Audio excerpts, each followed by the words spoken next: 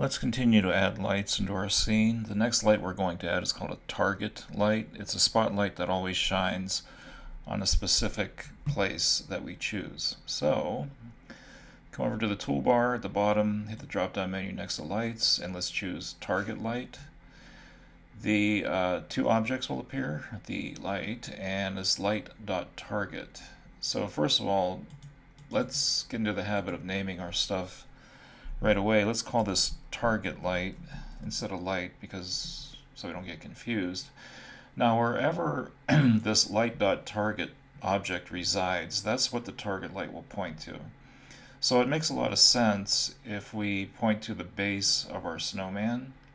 So if you've been following the project, you should be able to open up your snowman object, and base is down here. So we're going to click, hold, and drag light.target into base, making light.target a child of the base. Now if I click on target light, and I'm using the move tool, right, and if I move the target light around, no matter where I move it, it's going to be pointing to the base of the snowman. Okay, so that's what we want. Now I want to position this, so my light source, this is my artistic vision, right? I want the light source to be coming from the upper right. And playing around with this earlier, what I found was the coordinates I wanted.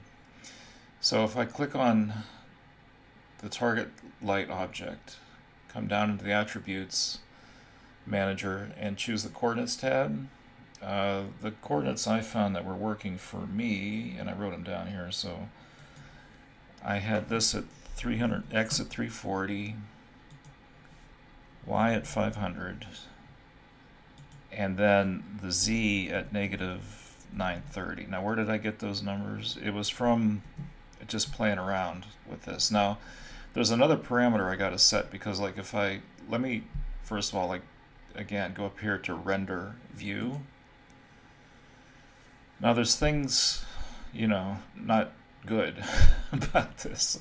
All right, so first of all, these heavy shadows on the left, we got to deal with that. What we're going to do is put another area light over here, to fill it with light. That's cool. The other thing is this very, very sharp spotlight does not look good. Okay, that the demarcation along the edge of the spotlight. So just let me click anywhere so I can see what's going on here. With the target light selected, come down to details, and this outer angle is what controls how wide this is. I'm gonna increase this outer angle, and I'm going to zoom out so you can see what happens. So I'm increasing the outer angle, and you can see it gets bigger.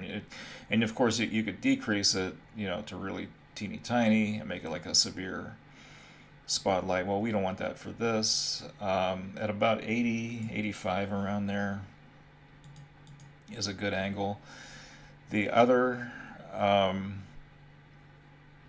thing, I want to reduce the intensity of this light, so I'm going to hit General and crank down the intensity to 70. Okay, so intensity is 70.